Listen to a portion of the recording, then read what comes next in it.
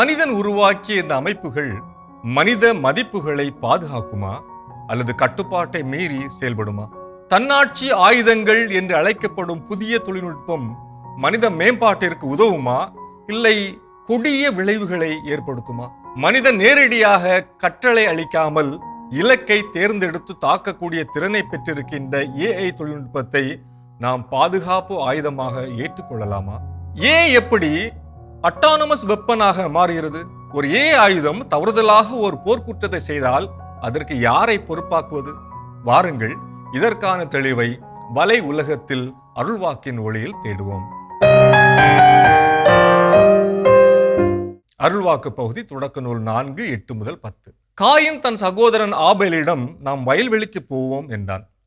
அவர்கள் வெளியில் இருந்தபோது காயின் தன் சகோதரன் ஆபேலின் மேல் பாய்ந்து அவனை கொண்டான்.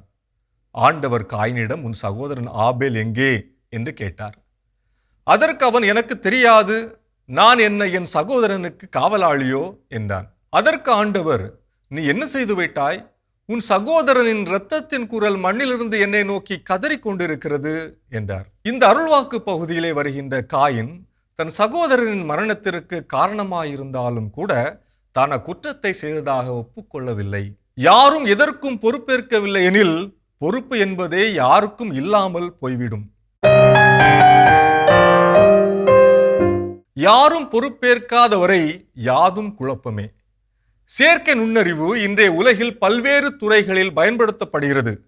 அதிலும் குறிப்பாக கொடிய தானியங்கி ஆயுத வடிவமைப்பில், அதாவது லீத்தல் அட்டானமஸ் வெப்பன், இந்த பகுதியிலே துறையிலே அதிகமாக பயன்படுத்தப்படுகிறது.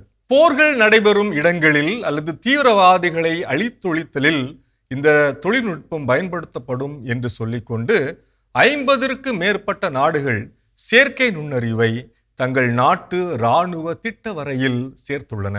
இந்தியா மைக்ரோசாப்ட் நிறுவனத்துடன் சேர்ந்து சுமார் $3 பில்லியன் மதிப்பில் இந்திரஜால் தானியங்கி ட்ரோன் பாதுகாப்பு அமைப்பு என்னும் திட்டத்தை கையில் எடுத்துள்ளது. அதிலும் குறிப்பாக கொடிய தானியங்கி ரோபோக்களையும் மியூல் என்று சொல்லப்படக்கூடிய ரோபாட்டிக் நாய்களையும் தனது படைப்பிரிவில் இந்தியா சேர்த்துள்ளது.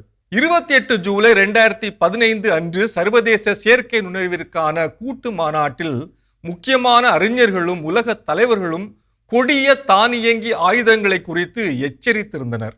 ஆயினும் இப்பந்தயத்தில் ஓடி வல்லரசாகிவிட வேண்டும் என்ற நோக்கத்தில் எல்லா நாடுகளும் வரையறையற்ற முறையில் இத்தொழில்நுட்பத்தில் பணத்தை முதலீடு செய்து வருகின்றன. எந்த ஒரு ஆயுத அமைப்பிலும் முடிவெடுக்கும் அதிகாரம் எப்போதும் ஒரு மனிதனிடம் மட்டுமே இருக்க வேண்டும்.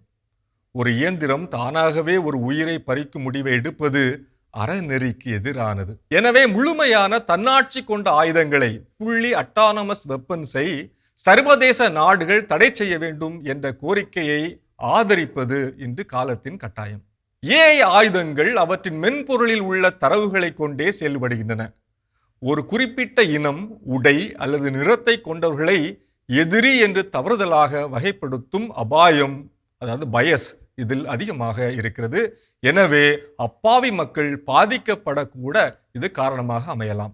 ஒரு பயங்கரவாத குழுவோ அல்லது ஹேக்கர்களோ இந்த ஆயுதங்களின் கட்டுப்பாட்டை திருடினால் அது பேரழிவை ஏற்படுத்தும். டிஜிட்டல் முறையில் பாதுகாப்பற்ற எந்த ஒரு ஆயுதமும் உலகிற்கு ஆபத்தானது என்பதை நாம் உணர வேண்டும். மனித தலையீடு இல்லாமல் செயற்கை நுண்ணறிவினால் இயக்கப்படும் இந்த கொடிய ஆயுதங்கள் நாட்டின் பாதுகாப்பிற்காக தவிர்க்க முடியாதது என்றாலும் அதன் பொறுப்பேற்கா தன்மை, அவாய்டிங் அக்கவுண்டபிலிட்டி என்பது இன்று பல்வேறு கேள்விகளை எழுப்புகிறது.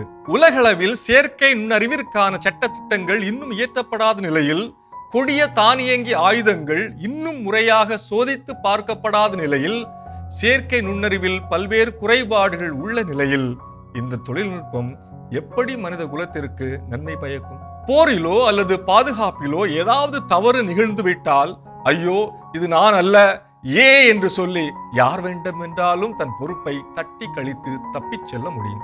யாரும் பொறுப்பேற்காதவரை யாதும் தவறே. இது வலை உலகம் 360 டிஜிட்டல் உலகிற்கான உங்கள் அகராதி.